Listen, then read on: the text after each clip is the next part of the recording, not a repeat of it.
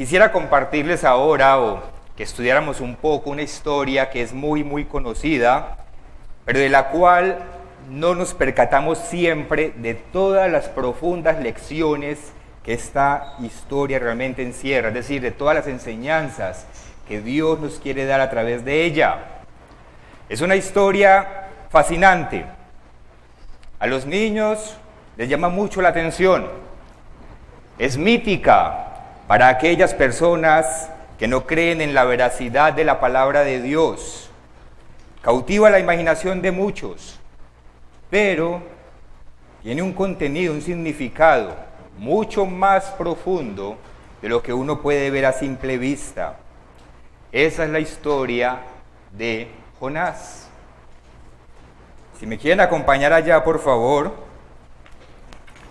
al libro de Jonás, y manténganlo separado, si lo desean, con sus guías o sus separadores, porque vamos a ir y volver a lo largo de este libro. Esa fascinante historia de Jonás, de la cual lo primero que se nos viene a la mente es que fue arrojado al mar abierto en medio de una tormenta, y vino un pez grande y ¡pum!, se lo tragó por 3 días y por 3 noches. Vamos a ver qué lecciones nos va a dar Dios a partir de esta historia de Jonás. Acompáñenme. Vamos al libro de Jonás, por allá cuando se está acabando el Antiguo Testamento, el Antiguo Pacto, luego el libro de Abdías, y empecemos en el capítulo 1 y el versículo 1. Vino palabra del Eterno a Jonás, hijo de Amitai, diciendo: levántate, versículo 2, levántate y ve a Nínive, aquella gran ciudad, y pregona contra ella, porque ha subido su maldad delante de mí. Aquí en estos 2 primeros versículos ya encontramos la primera lección o la primera enseñanza que Dios nos quiere dar a través de la historia, en particular de esta parte de la vida de Jonás. ¿Cuál es esa primera enseñanza que encontramos aquí? Dios destruye a los pueblos cuya maldad ha llegado al límite. Esa es la primera enseñanza que encontramos aquí. Dice: levántate y ve a Nínive y pregona contra ella, porque ha subido su maldad delante de mí. Dios destruye aquellas civilizaciones cuya maldad ha llegado al colmo y que no se arrepienten de ese mal camino. Ustedes bien saben que esto sucedió con la humanidad entera. ¿Cuándo sucedió con toda la humanidad? Cuando la perversión llegó a tal punto que Dios dijo: me arrepiento de haberlos creado. Y entonces envió el diluvio, que acabó con todos los seres que respiraban, a excepción de Noé y de su familia. Leamos nada más 2 versículos, dejen sus deditos ahí en el libro de Jonás y vayamos a Génesis en el capítulo 6. Aprovecho para dar las gracias a el señor Esdras Dávila por esa bella música especial, muy apropiada para entrar en la solemnidad de estos estudios. Génesis capítulo 6, versículos 5 y 7. Dice el versículo 5: y vio el Eterno que la maldad de los hombres era mucha en la tierra, y que todo designio de los pensamientos del corazón de ellos era de continuo solamente el mal. Ahí está, hermanos, el designio, todo designio de los pensamientos del corazón, que es importante. Alguna vez escuché un estudio de cómo el corazón piensa, de pronto lo compartimos más adelante con ustedes. Entonces, los pensamientos del corazón, sus deseos, sus ambiciones, era de continuo solamente el mal. Y se arrepintió el Eterno de haber hecho hombre en la tierra, y le dolió en su corazón. Y dijo el Eterno: raeré de sobre la faz de la tierra los hombres que he creado,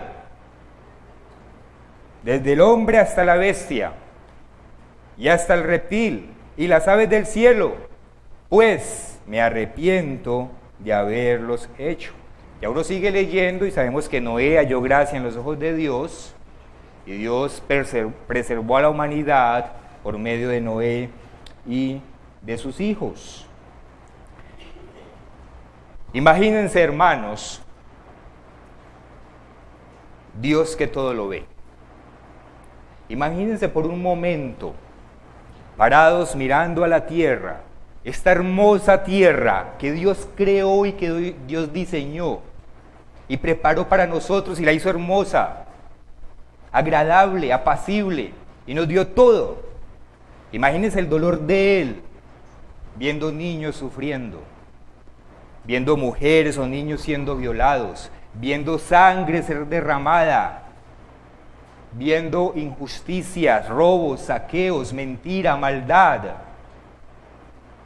viendo el sufrimiento de su creación por la necedad de nosotros mismos o de nuestros padres. Imagínense el dolor de Dios.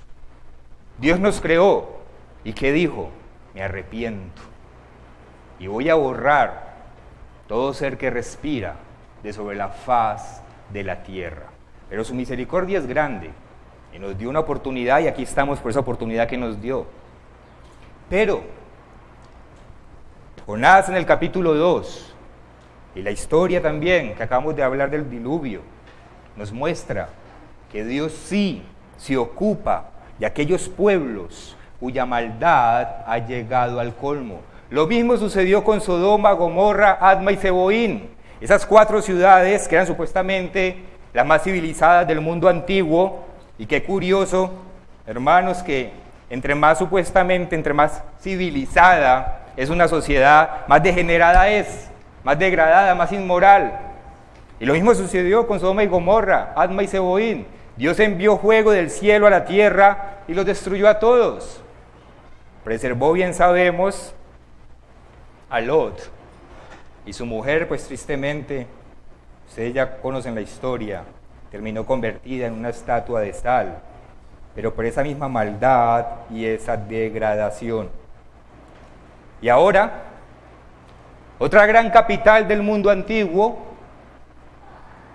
Nínive, capital de Asiria, también supuestamente muy civilizada, había llegado al colmo y Dios estaba ya dispuesto a destruirla, según acabamos de leer en el versículo 2. ¿Por qué? Porque ya la maldad llegó delante de Dios. Sigamos, Jonás, con esta historia de Jonás. Jonás, versículo 3, en el capítulo 1. Y Jonás se levantó, Dios le dio una orden a Jonás. Jonás se levantó para huir de la presencia del Eterno a Tarsis. Qué curioso que Dios le dé una orden a un profeta suyo y este profeta arranque por un camino diferente.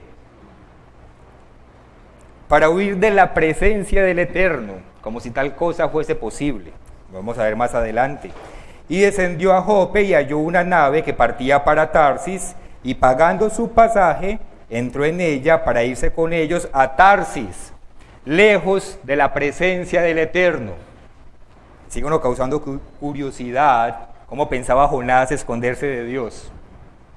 Dios le da una orden, pero él dice no, yo voy a obedecer la orden y mejor me voy a esconder de la presencia de Dios. Esta es otra lección que encontramos aquí en el libro de Jonás, y es que desobedecer a Dios implica, acarrea, trae como consecuencia el que nos queramos esconder de su presencia. Cuando nosotros estamos practicando el pecado y no corregimos nuestro comportamiento, eso hace en nosotros, provoca en nosotros ese deseo, esa necesidad de escondernos de Dios. Lo mismo que hizo Caín cuando pecó. ¿Qué hizo Caín cuando pecó? Le dijo a Dios, de tu presencia me esconderé, cuando mató a su hermano Abel. Pero bien sabemos que tal cosa es imposible. Nosotros Huyamos donde huyamos, escondámonos donde nos escondamos, jamás podemos ocultarnos de la vista de Dios. Puede que nosotros en nuestro corazón, en nuestro pensamiento, en nuestra forma de actuar, nos apartemos de Dios. Claro que sí, eso es lo que pasa. Nos alejamos de Él, no lo buscamos, no nos comunicamos con Él, no nos importa obedecerle. Pero Dios siempre sabrá en dónde estamos y qué estamos haciendo. Él siempre sabe todo lo que hacemos aún en lo oculto. Job, capítulo 34, versículo 22.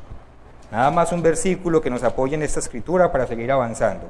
Job, capítulo 34, versículo 22. No hay tinieblas ni sombra de muerte, donde se escondan los que hacen maldad.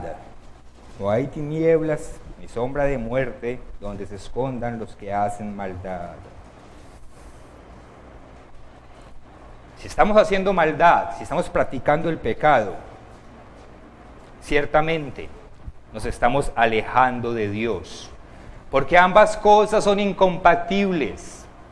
Nosotros no podemos pensar que Dios está con nosotros cuando nosotros estamos practicando el pecado, cuando estamos viviendo en desobediencia. Estamos marchitando el Espíritu Santo que está dentro de nosotros, lo estamos entristeciendo. Estamos perdiendo santidad.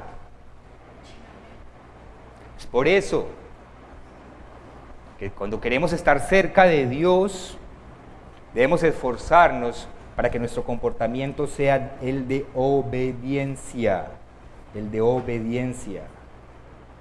El pecado nos enfría. El pecado nos va mostrando caminos diferentes al camino que Dios nos señala. Pero aunque sigamos cualquier otro camino, hay que tener en cuenta que Dios está ahí viéndonos, está observando todo lo que hacemos, incluso todo aquello que pensamos. Precisamente Jonás, al huir de la presencia de Dios, al querer huir de la presencia de Dios, comprobó o corroboró ese hecho de que no hay lugar en el que de Él nos podamos esconder. Sigamos en nuestra historia de Jonás. Sigamos en donde íbamos, capítulo 1, ahora en el versículo 4. Jonás 1:4. Entonces Jonás pues se monta en esta barca para Tarsis, huyendo de Dios, desobedeciéndole. Pero ¿qué pasa cuando ya están en la barca?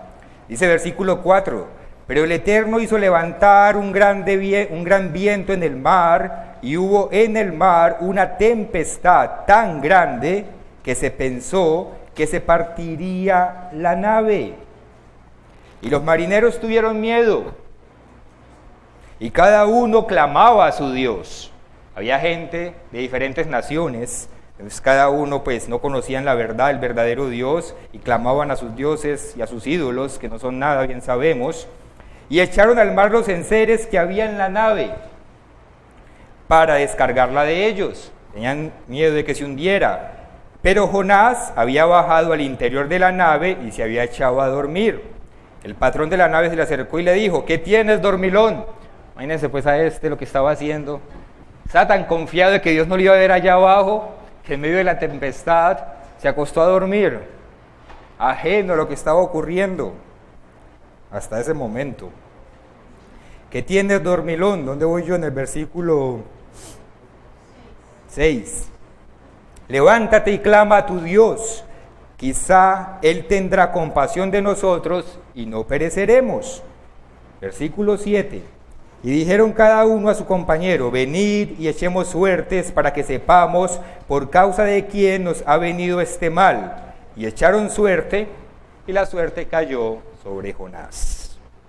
Entonces le dijeron ellos: decláranos ahora por qué nos ha venido este mal.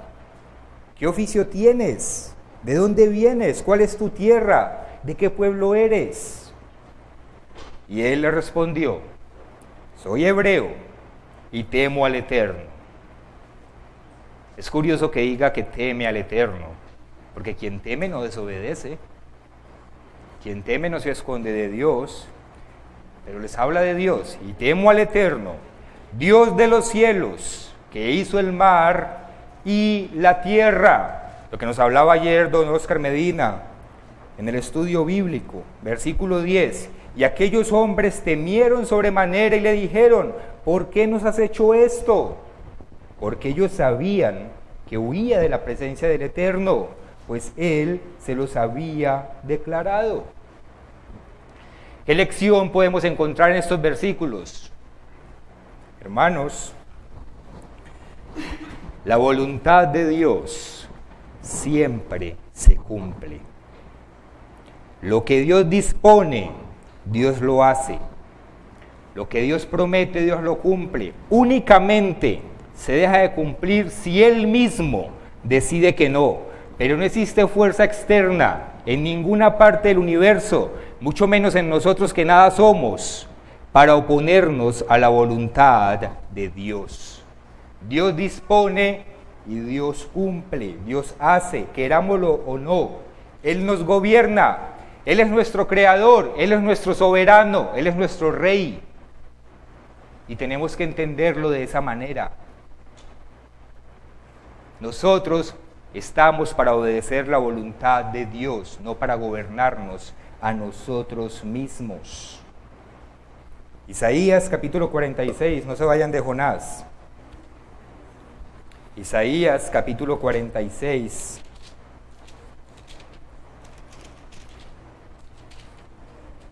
A partir del versículo 9. Acordaos de las cosas pasadas, desde los tiempos antiguos, porque yo soy Dios, dice aquí el Eterno, y no hay otro Dios, y nada hay semejante a mí, que anuncio lo por venir desde el principio y desde la antigüedad lo que aún no era hecho. Que digo, mi consejo permanecerá y haré todo lo que quiero. Dios nos dice que su consejo permanecerá y que Él hará todo lo que Él quiere. Que llamo desde el oriente al ave y de la tierra lejana al varón de mi consejo. Yo hablé y lo haré venir, lo he pensado y también lo haré. Cuando Dios se propone hacer algo, Él lo hace, y nosotros jamás tenemos manera de oponernos a la voluntad de Dios. En consecuencia, y con base en estos versículos, desobedecer la voluntad de Dios es un grave error que nos trae graves consecuencias, como lo está ahora sufriendo Jonás en nuestra historia. ¿Va a desobedecer a Dios que creó los cielos, el mar y la tierra? ¿Va a desobedecer a Dios que Dios le habla al viento y el viento le obedece?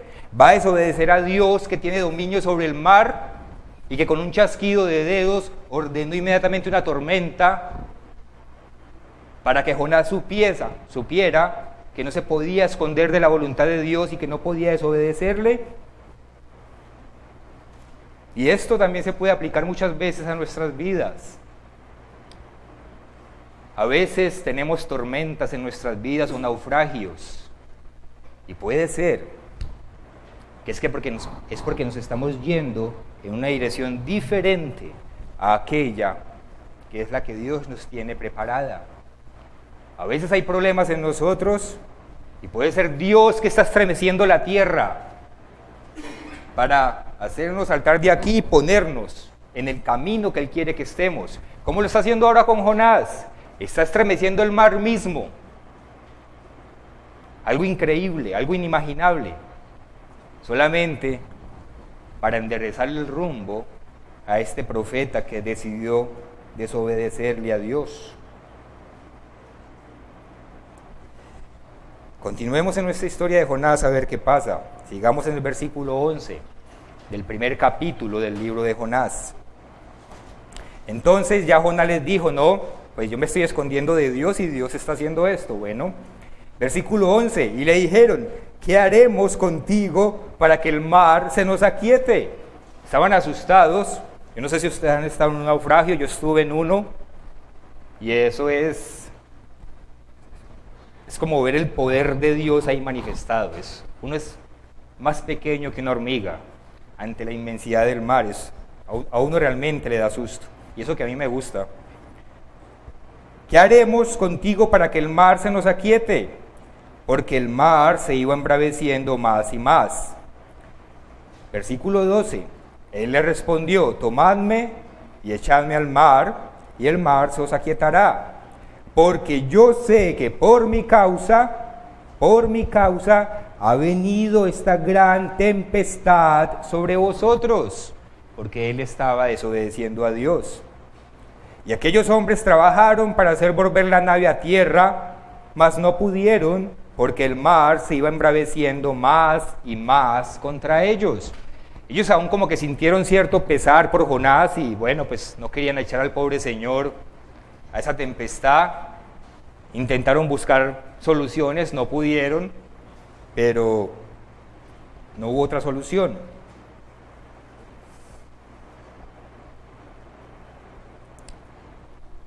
Versículo 13.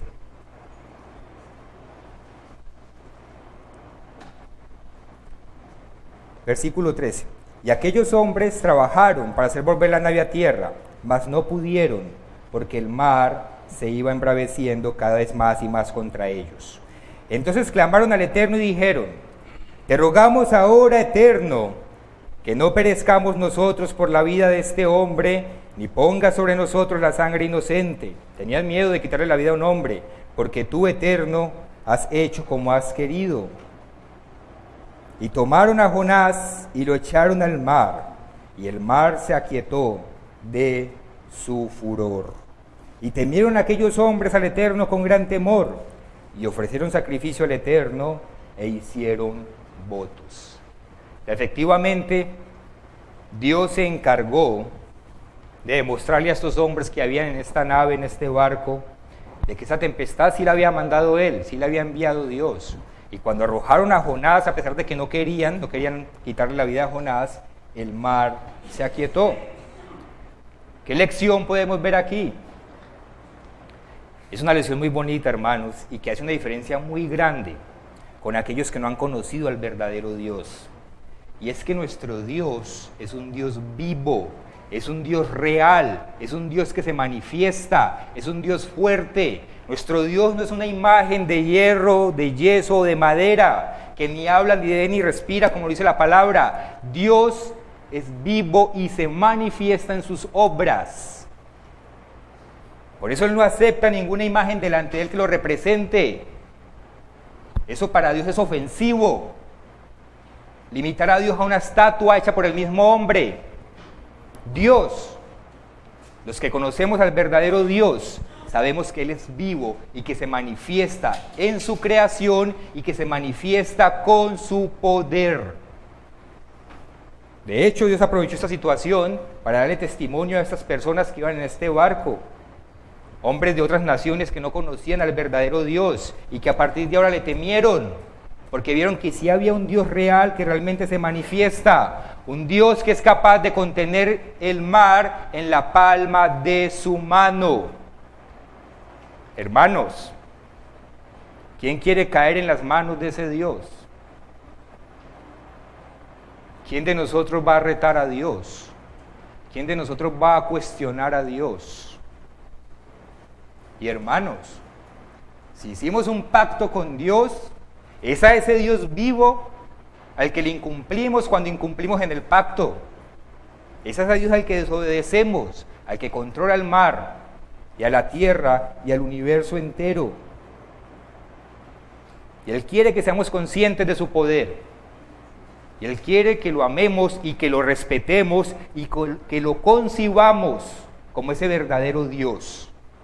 No como hacen otras personas, ustedes saben que lo limitan a un simple objeto. Dios no se contiene en una figura. Por eso no podemos tener ninguna imagen delante de Dios, como lo dicen claramente sus mandamientos.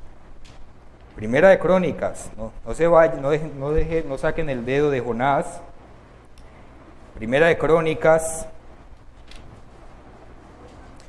Primer libro de Crónicas, capítulo 16. El primer libro de Crónicas, capítulo 16, versículo 11. Leemos. Primer libro de Crónicas, capítulo 16, versículo 11. Buscad al Eterno y su poder, buscad su rostro continuamente. Lo que nos hablaban ayer también en el estudio. Nunca nos alejemos de Dios. Nunca nos apartemos de su camino. Buscarlo siempre.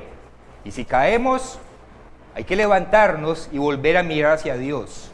No huir como lo estaba haciendo Jonás. Haced memoria de las maravillas que ha hecho, de sus prodigios y de los juicios de su boca. Dios nos pide que recordemos las maravillas y los prodigios que Él ha hecho, para que recordemos que Él es todopoderoso, para que aprendamos a temerle y para que no hagamos cosas indebidas pensando, digamos, inocentemente, que nos podemos ocultar de la presencia de Dios. Oh vosotros, hijos de Israel, su siervo, nos habla a nosotros, hijos de Jacob, sus escogidos, nosotros que somos esa descendencia espiritual de la casa de Israel, ahora bajo el nuevo pacto. Y Jonás sí que constató esa mano poderosa del Eterno. Volvamos a nuestra historia y continuemos en el versículo 17, capítulo 1, versículo 17. Pero el Eterno sigue mostrando su poder. Tenía preparado un gran pez que tragase a Jonás. Y estuvo Jonás en el vientre del pez 3 días y 3 noches. Capítulo 2, versículo 1. Entonces oró Jonás al Eterno su Dios desde el vientre del pez y dijo, y prestemos atención a esta oración para que veamos toda la profecía y todo el significado que esto tiene. Invoqué en mi angustia al Eterno y Él me oyó. Desde el seno del Seol, de la tumba, clamé y mi voz oíste. Me echaste a lo profundo en medio de los mares y me rodeó la corriente. Imagínense ahora, hermanos, lo que es estar en el vientre de ese pez, en un mar enfurecido, en las oscuridades del mar, en las profundidades del abismo. Imagínense lo que es eso. Me echaste a lo profundo en medio de los mares y me rodeó la corriente. Todas tus ondas y tus olas pasaron sobre mí. Entonces dije, desechado soy delante de tus ojos. Él mismo se apartó de los ojos de Dios. Mas aún veré tu santo templo. Las aguas me rodearon hasta el alma. Rodeóme el abismo. El alga se enredó en mi cabeza. Descendí a los cimientos de los montes. La tierra echó sus cerrojos sobre mí para siempre, como si estuviese en una tumba. Mas tú sacaste mi vida de la sepultura, oh Eterno Dios mío. Cuando mi alma desfallecía en mí, aquí está una clave, me acordé del Eterno. No se escondió, no siguió huyendo. Me acordé del Eterno y mi oración llegó hasta ti en tu santo templo. Los que siguen vanidades ilusorias, su misericordia abandonan. Mas yo con voz de alabanza te ofreceré sacrificios. Pagaré lo que prometí. Y luego, ¿qué dice? La salvación es del Eterno. En estos versículos vemos tal vez la lección o la enseñanza más profunda de aquí, de esta historia de la vida de Jonás. Lo primero es que hay que entender que desobedecer a Dios, contradecir sus mandamientos, contradecir un mandato de Dios, nos lleva al Seol, nos lleva a la tumba, nos lleva a la muerte. Desobedecer a Dios nos conduce a la muerte. El hecho de que Jonás haya sido tragado por un pez y llevado a las profundidades del mar es una analogía de como si él hubiese estado enterrado, muerto. El versículo 2 dice, desde el Seol clamé, desde la tumba, desde la sepultura. Es decir, es como si estuviese enterrado. ¿Por qué? Porque las consecuencias de desobedecer a Dios nos llevan a eso, a la muerte. Y por esto mismo fue también que nuestro Señor Jesús usó esta señal de los 3 días y las 3 noches que Jonás estuvo en el vientre del pez, como señal de que él era el Cristo, y de que estaría 3 días y 3 noches muerto, sepultado en el vientre de la tierra, pagando por nuestros pecados, pagando por nuestra desobediencia. ¿Cuál es la paga por nuestra desobediencia? La muerte. Y Cristo pagó con su muerte la desobediencia. Por eso usó la señal de Jonás, porque Jonás estuvo en el vientre de ese pez como muerto, él mismo lo dice en su oración en el Seol, por 3 días y por 3 noches. Hermanos, la profundidad de la Biblia es increíble. Una historia que cualquiera podrá decir que es para niños, en realidad está profetizando lo que nuestro Salvador años más tarde vino a hacer por nosotros. Y se cumple de manera perfecta. Mateo 12, el Evangelio de Mateo en el capítulo 12.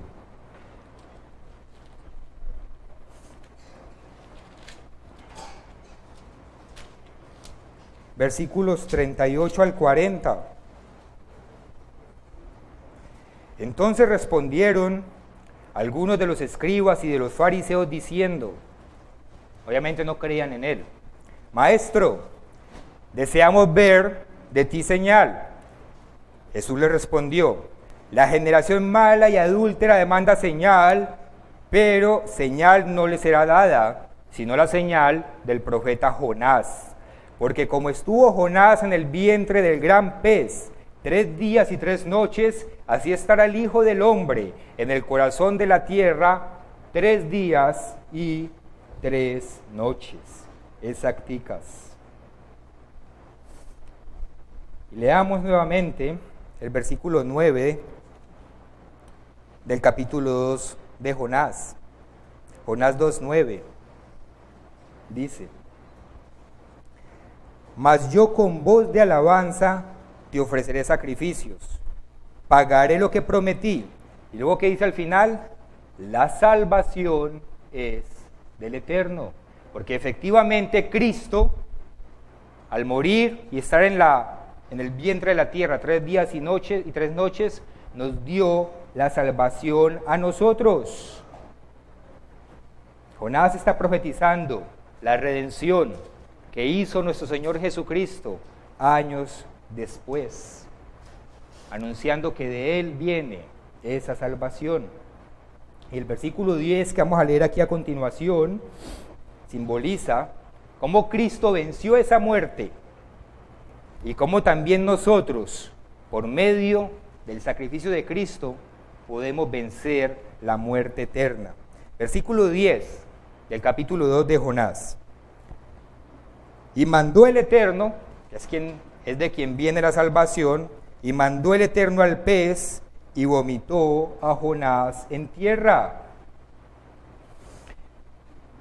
Cristo Jesús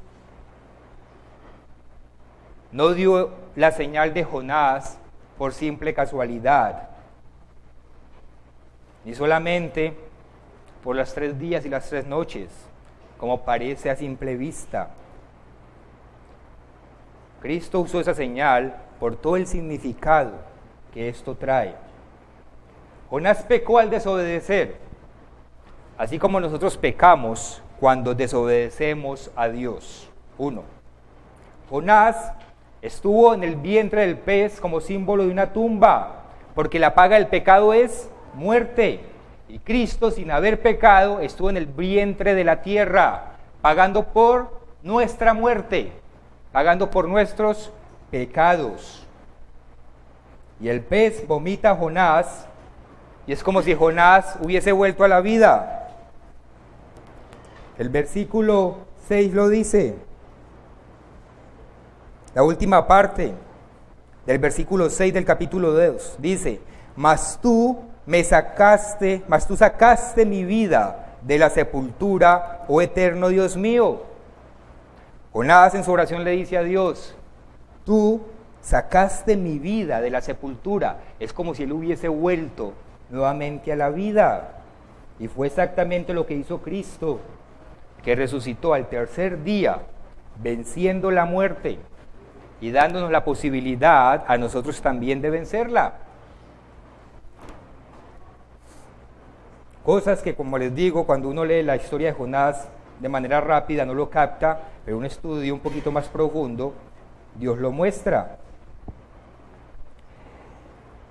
Entonces, hermanos, otra lección que aprendemos de este libro de Jonás es que si nosotros nos arrepentimos de nuestro mal camino, Dios nos perdona y nos concede el don de alcanzar la vida eterna por medio del sacrificio de nuestro Señor Jesucristo.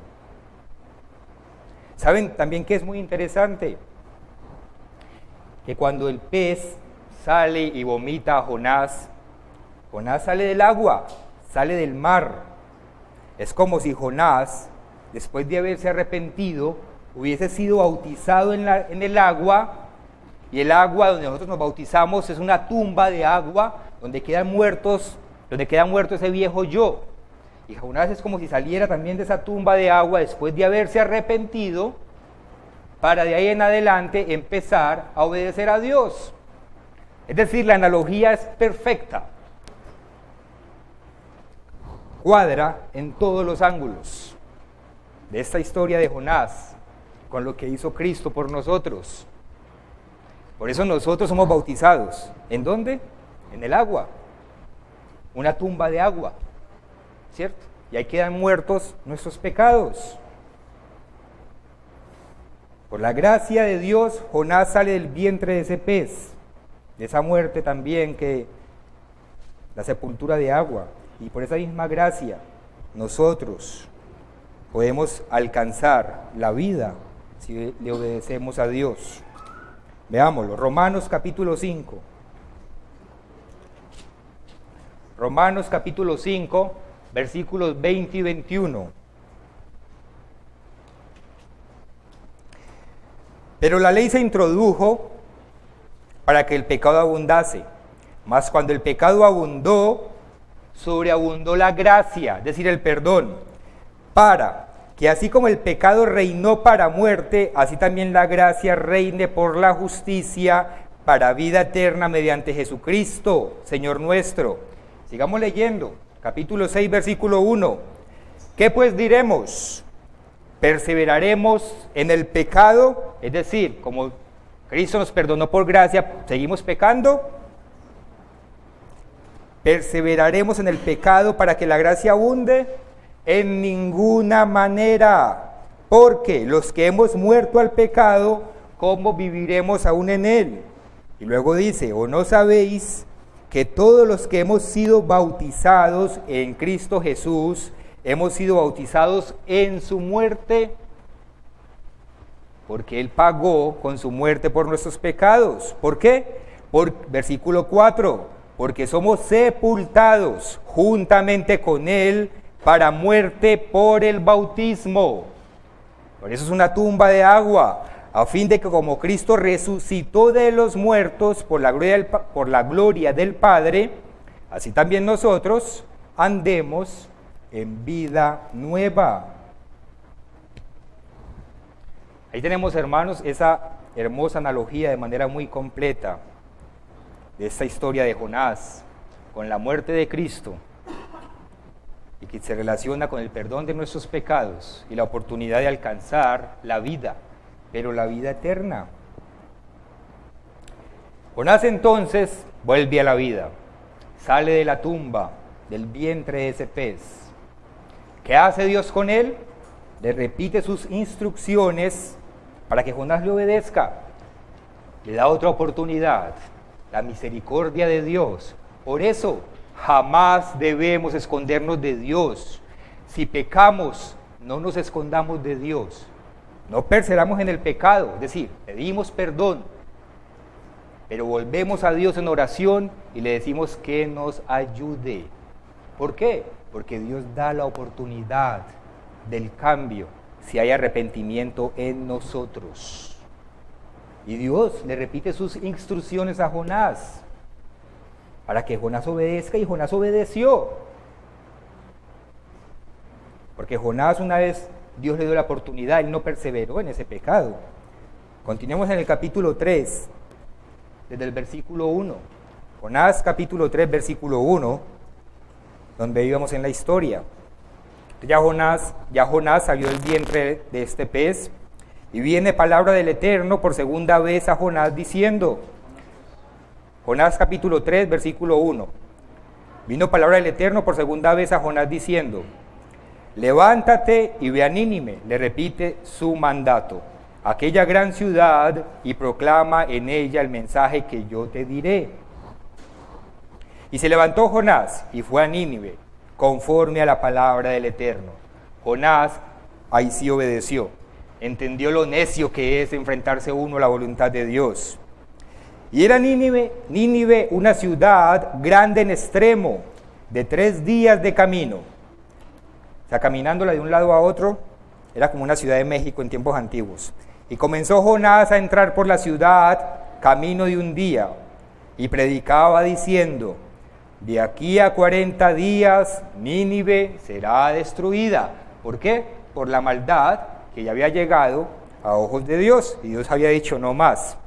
Y los hombres de Nínive creyeron a Dios, y proclamaron ayuno, y se vistieron de cilicio, desde el mayor hasta el menor de ellos, señales externas de arrepentimiento.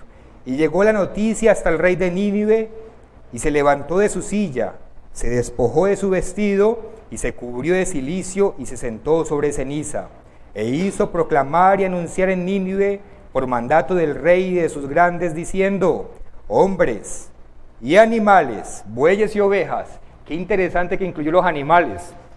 Porque recordemos que cuando Dios destruyó aquellas civilizaciones, hasta los animales y el fruto de la tierra ordenó que fuese destruido.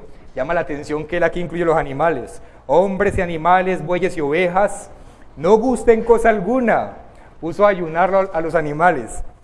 No gusten cosa alguna, no se les dé alimento, ni beban agua, sino cúbranse de cilicio hombres y animales, y clamen a Dios fuertemente, y conviértase cada uno de su mal camino, de la rapiña que hay en sus manos. ¿Quién sabe? Dice aquí el rey. Es la voluntad de Dios, hay que esperar. ¿Quién sabe si se volverá y se arrepentirá Dios, y se apartará del ardor de su ira, y no pereceremos? Lo mejor que nos puede pasar a nosotros como seres humanos es que Dios es misericordioso, y por eso aún estamos aquí. Versículo 10, y vio Dios lo que hicieron, que se convirtieron de su mal camino. Ahí está. Se continúa en la presencia de Dios, pero apartándonos del mal camino. Y se arrepintió, es decir, Dios cambió de opinión del mal que había dicho que les haría, y no lo hizo. No lo hizo. Entonces Jonás obedeció esta vez, no tenía opción obviamente, era la voluntad del soberano, proclamó la destrucción de Nínive, Nínive se arrepiente y Dios los perdona. La lección que nos da aquí este libro es que Dios no busca la muerte del pecador. Dios no busca la muerte del pecador. Hermanos, Dios no busca destruirnos. Dios no busca castigarnos. El Dios todopoderoso que contiene el mar en la palma de su mano solamente quiere darnos es la vida, mas no la muerte. Él quiere que nos arrepintamos de nuestro mal camino. Ezequiel capítulo 33.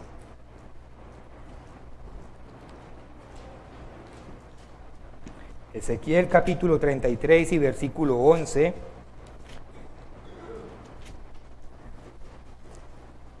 Dice así, Ezequiel capítulo 33, versículo 11. Vivo yo, dice el Eterno el Señor, que no quiero la muerte del impío, no quiero la muerte del pecador, sino que se vuelva el impío de su camino y que viva. Él no quiere la muerte, Él quiere que vivamos. Luego dice, volveos de vuestros malos caminos. Volvamos a tomar la dirección que Dios nos señaló con sus mandamientos y con su palabra, pero hacerlo de verdad, no en apariencia, no simulando, no cada sábado. Como le decía el señor Ortega, que nos quitamos la camisa y nos la vamos a poner. Hacerlo de verdad, hermanos. Seguir a Dios día a día, apartándonos de nuestro mal camino. ¿Por qué moriréis, oh casa de Israel? ¿Por qué vamos a morir nosotros? Sencillamente por no obedecer a Dios, si sabemos que Él es el soberano y el creador, y nosotros no tenemos opción más que obedecerle. Primera de Timoteo, capítulo 2. Primera de Timoteo, capítulo 2, a partir del versículo 3. Porque esto es bueno y agradable delante de Dios nuestro Salvador, el cual quiere que todos los hombres sean salvos y vengan al conocimiento de la verdad. Otra vez, Dios quiere nuestra salvación, porque hay un solo Dios y un solo mediador entre Dios y los hombres, Jesucristo, hombre. Si nos arrepentimos de nuestro mal camino y empezamos a obedecer por medio de ese sacrificio de nuestro Señor Jesucristo, Dios también se va a arrepentir de castigarnos, de traer mal sobre nosotros, y a cambio nos va a dar bendición, y nos va a dar la vida, y nos va a dar las fuerzas para seguir adelante. Muy bien, pero volvamos ya a ver cómo concluye nuestra historia de Jonás. Capítulo 4, el último capítulo del libro de Jonás. Entonces Dios salvó a Nínive, porque Nínive se arrepintió, se volvió de su mal camino, ¿cierto? Es decir, que la profecía de Jonás no se cumplió. ¿Qué pasa? Capítulo 4, versículo 1. Pero Jonás se apesadumbró en extremo y se enojó con Dios. Y oró al Eterno y le dijo, ahora, oh Eterno, ¿no es esto lo que yo decía estando aún en mi tierra? Como diciéndole, por eso era que yo me estaba volando, por eso que yo me quería ir. No se lo dije, estaba argumentándole a Dios. No le dije, ¿para qué me mandó si usted no los iba a destruir? Claro que estaba enojado en extremo. Por eso me apresuré a huir a Tarsis, porque sabía que tú eres Dios clemente y piadoso, tardo en enojarte, grande en misericordia, y te arrepientes del mal, es decir, perdona. Ahora pues, dice Jonás, oh Eterno, te ruego que me quites la vida. Estaba enojado, estaba blasfemando, pues entonces quíteme la vida, ¿para qué vivo yo? Si usted me mandó a hacer una cosa y vea que no cumplió. Prácticamente así le estaba hablando a Dios mismo. Te ruego que me quites la vida, porque mejor me es la muerte que la vida. Y el Eterno, misericordioso, le dijo, ¿haces tú bien en enojarte tanto? Y salió Jonás de la ciudad y acampó hacia el oriente de la ciudad, y se hizo allí una enramada, y se sentó debajo de ella a la sombra, hasta ver qué acontecería en la ciudad. Él como que tenía la esperanza de que Dios los destruyera. Entonces se sentó por allá lejos a ver si de pronto Dios, al fin y al cabo, sí iba a destruir a Nínive. Y preparó Dios una calabacera, la cual creció sobre Jonás para que hiciese sombra sobre su cabeza y le librase de su malestar. Y Jonás se alegró grandemente por la calabacera. Pero Pero al venir el alba del día siguiente, Dios preparó un gusano, el cual hirió la calabacera y se secó. Y aconteció que al salir el sol, preparó Dios un recio viento solano. Miremos cómo Dios todo lo controla, todos, hasta una simple mata o planta, decide que crezca, decide que se muera, envía el viento. Bueno, yo no sé si él chasqueará los dedos, pero él hace eso con solo desearlo, todo, hasta el más mínimo detalle. Y el sol hirió a Jonás en la cabeza. Dios lo hizo, Dios le envió ese sol para que lo molestase. Y otra vez deseaba la muerte diciendo, mejor me sería a mí la muerte que la vida. Ay, hermanos, ¿y cuántas veces nosotros enojados decimos, me quiero morir? ¿Por qué me pasa esto a mí? Quiero acostarme a dormir y no levantarme mañana. Y a veces es que Dios nos está enderezando el camino. Y siempre es que Dios nos está dando una lección. Una lección que aún no estamos aprendiendo de ella y por eso más dura se nos hace. Mejor me sería para mí la muerte que la vida. Vuelve Dios a razonar con Jonás. Entonces dijo Dios a Jonás, ¿tanto te enojas por la calabacera? Y él respondió, mucho me enojo hasta la muerte. Y dijo el Eterno, ¿tuviste tú lástima de la calabacera en la cual no trabajaste, ni tú la hiciste crecer? O sea, todo lo hizo Dios. Que en espacio de una noche nació y en espacio de otra noche pereció. Y luego le dice, ¿y no tendré yo piedad de Nínive? Es decir, del Creador. Él es el Creador, no va a tener piedad de su creación. Aquella gran ciudad donde hay más de 120,000 personas que no saben discernir entre su mano derecha y su mano izquierda y muchos animales. ¿Por qué se enojó Jonás cuando Dios le perdonó la vida a más de 120,000 personas? ¿Por qué no se alegró? Es lo lógico, pensaría uno. ¿Por qué cuando Dios se arrepintió de destruirlos, Jonás no se alegró? Al contrario, se enojó hasta la muerte. Pues aquí está esta última lección, hermanos, que nos puede dar este libro de Jonás. Y es que el orgullo es causa de muchos males. Jonás estaba más preocupado de su reputación como profeta que de la vida de más de 140,000 personas. Porque si él va proclamando que en 40 días Nínive va a ser destruida y Dios no la destruye, ¿cómo queda su reputación como profeta? ¿Qué había en el corazón de Jonás? Había orgullo. De hecho tenía un carácter bastante enojoso, ¿no? Se enojaba bastante fácil y en extremo. Estaba preocupado por su buen nombre, estaba preocupado por su imagen.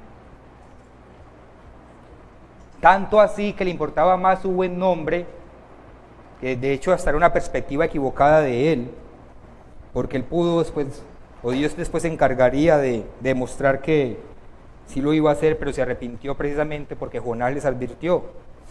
Hermanos, Dios aborrece la soberbia y el orgullo. El orgullo nos lleva a que desobedezcamos a Dios como lo hizo Jonás. El orgullo nos lleva a que nos hagamos daño a nosotros mismos, como se lo hizo Jonás a sí mismo, que estuvo en el vientre de un pez. Y el orgullo nos puede llevar a hacerle daño a las demás personas que nos rodean, porque nos enfocamos nada más en nosotros mismos, nos podemos volver egoístas y no pensamos en el bien del prójimo. Salmos, capítulo 119.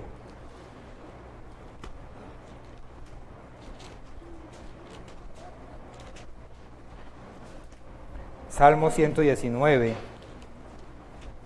versículo 21.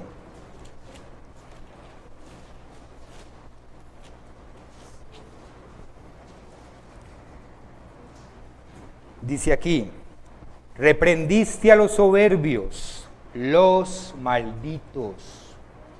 Soberbia es maldición. Que se desvían de tus mandamientos. La soberbia, el orgullo, la vanidad, el estar preocupados por nosotros, el ponernos a nosotros primero que a nuestro prójimo o primero que a Dios, principalmente, hace que nos desviemos de los mandamientos de Dios, de las órdenes de Dios, de sus instrucciones. Primera de Pedro, capítulo 5.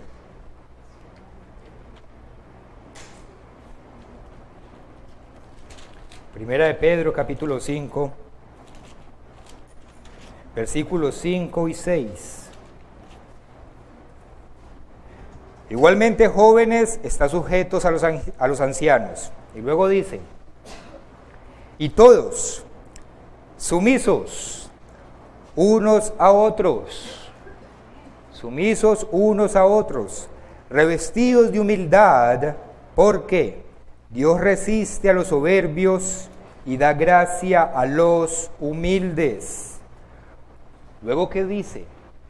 Humillaos pues bajo la poderosa mano de Dios.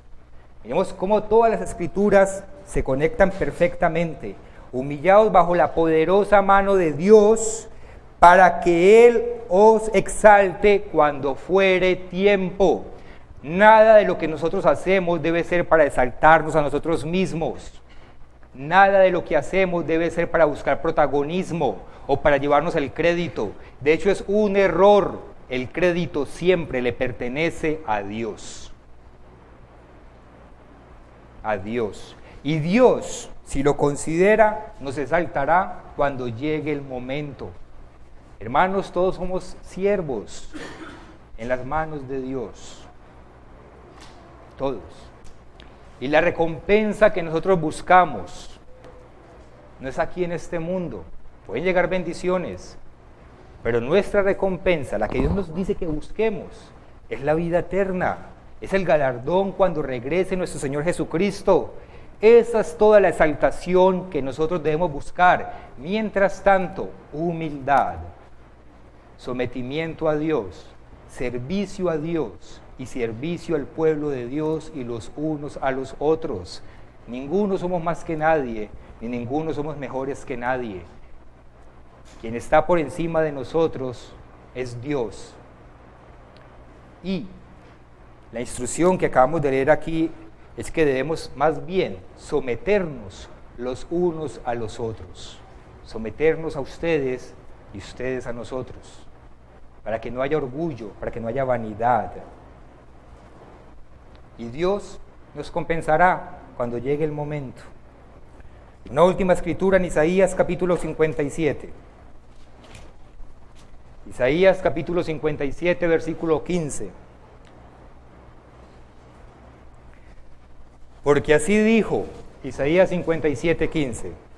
Porque así dijo el alto y sublime, el que habita la eternidad, cuyo nombre es el Santo.